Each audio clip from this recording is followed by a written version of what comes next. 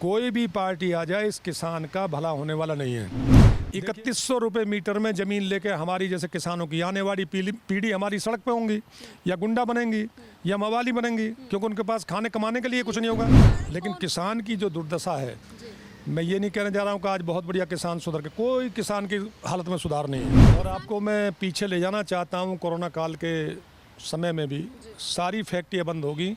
एक किसान ऐसा था कि जिसकी फैक्ट्री बंद नहीं हुई, और कैसे लाभ मिले किसान को, इन योजनाओं को उनको समझाने का काम करते हैं। किसान की दुर्दशा आखिर किसकी वजह से? सवाल मैं बता रहा हूँ, किसान की दुर्दशा जो है, जो ये अफसरशाही बैठी है, अगर उनकी मासिका लगाएं तो वो मजदूर के उससे भी कम पड़ती है। हमारी मैं किसान मोर्चे में था और उस टाइम 12,000 रुपये की मांग थी, लेकिन माननीय प्रधानमंत्री नरेंद्र मोदी जी ने 6,000 रुपये सालाना देने का काम किया। ये है जैसे ऊँट के मुंह में जीरा। लेकिन मोदी जी को सीधा सीधा मैं कह रहा हूँ कोई वो दिक्कत नहीं, मैं मोदी जी को भी कह रहा हूँ, मैं योगी जी को भी कह रहा हूँ, मैं पूरी सरकार को कह रहा हूँ। एक्टिव मेंबर हूँ बीजेपी का। मैं कोई सरकार की बात नहीं कर रहा, मैं किसान की बात कर रहा हूँ। अब आप चलिए मेरे जेवर क्षेत्र में, ग्रेटर नोएडा, वहाँ लूट के खा रही है किसान को अथॉरिटी। किस सरकार कोई देख रही है? मोदी जी देख रहे हैं? योगी जी देख रहे हैं क्या? मेरा किसान सड़क पे है, भूख हड़ताल कर रहा है किसान। दिवाली वाले दिन सबने दिवाली बनाई, किसान कल्याण परिषद के बैनर तले हमने भूख हड़ताल रखी। दिवाली के दिन दिवाली नहीं मनाई, किसी ने नहीं सुनी है अभी तक भी। अब पूरे उसमें दिल्ली में ना किसान बचेगा और ना मजदूर बचेगा, सबको बिस्तर बांध के अपने अपने घर जाना पड़ेगा। इसका जिम्मेदार कौन होगा? इसके जिम्मेदार ये केजरीवाल सरकार होगी। नमस्कार, आपके साथ मैं हूं ज्योति सिंह, आप देख रहे हैं सच टॉक्स। देखिए, जैसे जैसे चुनाव नज़दीक आता है या फिर किसी भी राज्यों में चुनाव होता है, तो ज़्यादातर लोग किसानों को लेकर के वादे कर देते हैं और बाद में पता चलता है कि वादा पूरा नहीं होता है। इसी बीच इस वक्त हमारे साथ किसान कल्याण परिषद के राष्ट्रीय अध्यक्ष सुधीर त्यागी जी मौजूद हैं। इनसे कई मुद्दों पर चर्चा करेंगे। उससे पहले किसानों की क्या स्थिति है उस पर भी चर्चा करेंगे। सबसे पहले तो सर बहुत बहुत स्वागत हमारे चैनल में। नमस्कार सभी देशवासियों को। मेरा नाम सुधीर त्यागी, पूर्व राष्ट्रीय कोषाध्यक्ष भारतीय जनता पार्टी किसान मोर्चा और राष्ट्रीय अध्यक्ष किसान कल्याण परिषद किसान मजदूर की आवाज़। इस संगठन के नाम से हम पूरे देश में किसानों के लिए कल्याणकारी योजना लागू जितनी भी होती हैं केंद्र सरकार राज्य सरकार की, उनको पहुंचाने का काम करते हैं। और कैसे लाभ मिले किसान को, इन योजनाओं को उनको समझाने का काम करते हैं। लेकिन जो आप आज किसान की बात कर रहे हैं जी, मेरा पहला सवाल आपसे होगा सुधीर जी कि आज के ज़माने में या फिर अभी के वक्त में किसानों की क्या स्थिति है, क्योंकि वे वही किसान है जो दिन रात खेत में मेहनत करते और उनकी वजह से हम 2 वक्त की रोटी अच्छे से खा पाते हैं। देखिए, किसान जो पैदा करता है और पैदा करने के बाद जो मार्केटिंग करता है, किसान सबसे जो अच्छा उगाता है उसे मार्केटिंग करता है, और जो सबसे घटिया बचता है उसको खाता है। और आपको मैं पीछे ले जाना चाहता हूँ, कोरोना काल के समय में भी सारी फैक्ट्रियाँ बंद होगी।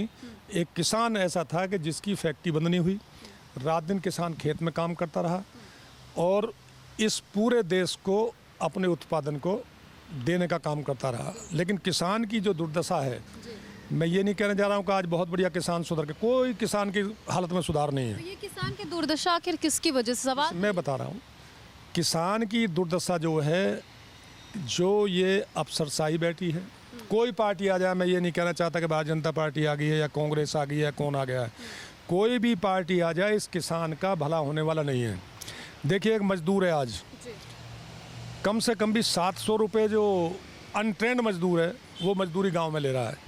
1,000 रुपये ट्रेंड मजदूर ले रहा है, जिसको मिस्त्री बोलते हैं, और जो हेल्पर है वो 700 रुपये ले रहा है। मैं कह रहा हूँ, जो परिवार में किसान के में 7 आदमी हैं, अगर उनकी मासिका लगाएं तो वो मजदूर के उससे भी कम पड़ती है।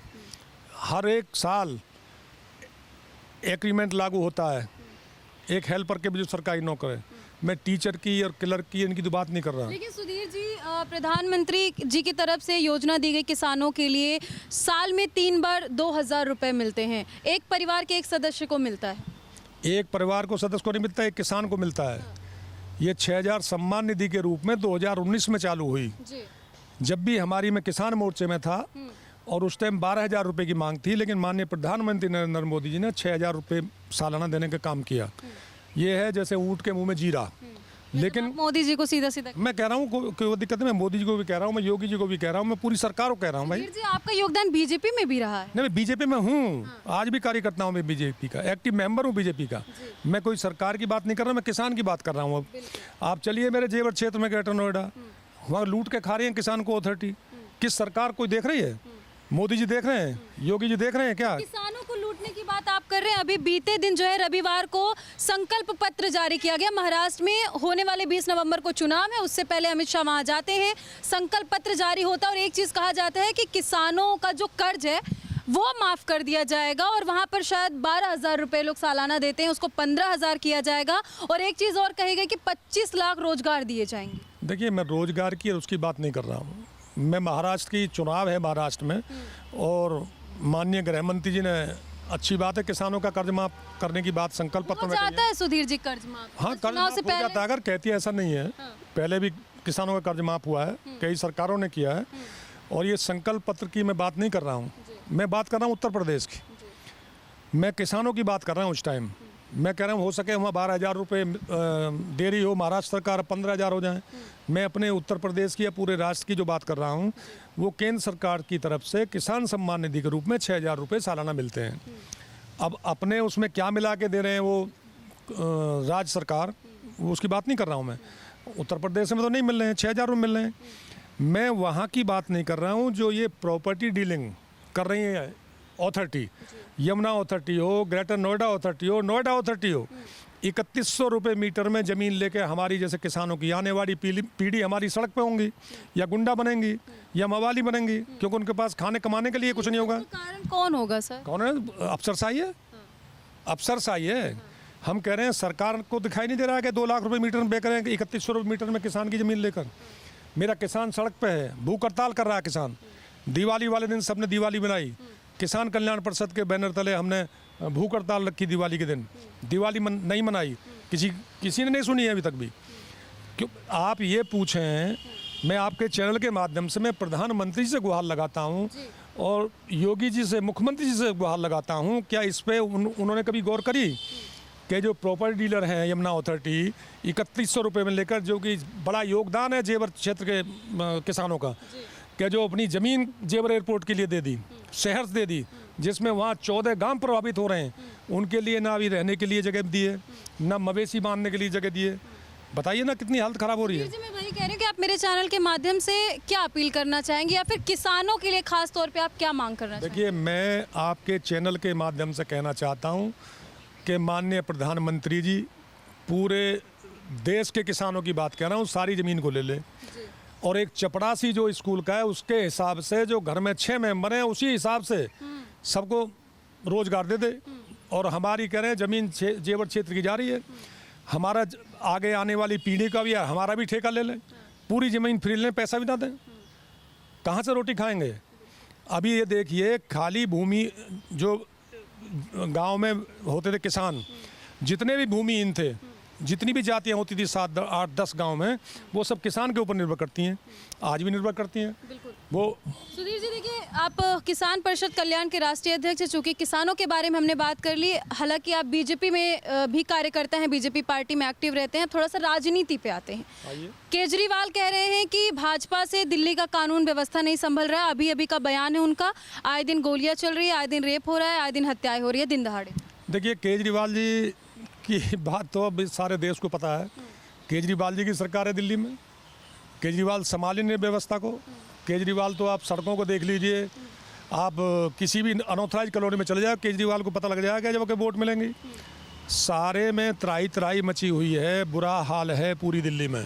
सारी सड़कें देखिए, बिजली की व्यवस्था देखिए, पानी की व्यवस्था देखिए। तो केजरीवाल की कहनी और कथनी में ज़मीन आसमान का अंतर है। और केजरीवाल ने जो लूट करी है इन 5 सालों में, तो उसी में जेल जाने का काम भी केजरीवाल का हुआ है और अब बेल पे हैं अभी तो। और केजरीवाल को आने वाले चुनाव में जनता बता देगी। आने वाले चुनाव से पहले ही कांग्रेस की तरफ से यहाँ पर जो है कि बीते 2 दिन पहले से पद न्याय यात्रा निकाली जा रही है। देखिए, कांग्रेस की न्याय यात्रा चल रही है। मैं कह रहा हूँ, कांग्रेस ने कौन सा न्याय कर दिया इसके साथ, बताइए ना मुझे आप। ये जब पहले सरकार थी तो 1 करोड़ रुपए एकड़ का वो तय कर गई थी सर्कल रेट, उसको घटा के केजरीवाल ने 75 कर दिया। तो यहाँ तो ना अब पूरे उसमें दिल्ली में ना किसान बचेगा और ना मजदूर बचेगा, सबको बिस्तर बांध के अपने अपने घर जाना पड़ेगा। इसका जिम्मेदार कौन होगा? इसके जिम्मेदार ये केजरीवाल सरकार होगी। प्रदूषण इतना हो गया है कि यहाँ सांस लेने में दिक्कत हो रही है, और आजकल कंपनी जितनी थी नई आनी बंद हो गई हैं, सब हरियाणा भाग रही हैं या उत्तर प्रदेश भाग रही हैं। तो दिल्ली का तो बेहाल है। अगर केजरीवाल अगर रह गए और साल 6 महीना तो इसको बर्बाद कर देंगे। आखिरी में दर्शकों से क्या कुछ आप मैसेज देना चाहेंगे, क्या अपील करना? मैं किसान कल्याण परिषद की तरफ से सभी किसान भाइयों को ये कहना चाहता हूँ आपके चैनल के माध्यम से कि आप मर जाएं पर अपनी ज़मीन किसी भी अथॉरिटी को, किसी भी सरकार को ना दें, ना दें, ना दें। तो देखिए, साफ तौर पे सुधीर जी से हमने जो भी सवाल किया उनके जवाब इन्होंने दिया। हालांकि किसानों के बारे में बहुत ज़्यादा सोचते ही नहीं, बल्कि उनके लिए आए दिन करते भी रहते हैं, और ये चीज़ करने की ज़रूरत भी है, क्योंकि किसान भाई लोग ज़मीन पे जा करके मेहनत करते हैं 24 घंटे, तो हम चैन से बैठ के अपने घरों में खाते हैं। फिलहाल इनकी बातों को लेकर आप कितने सहमत हैं, कमेंट सेक्शन में जाकर के ज़रूर बताइएगा। आगे आपको ऐसी जानकारी देते रहेंगे। सर बहुत बहुत धन्यवाद हमसे जुड़ने के लिए।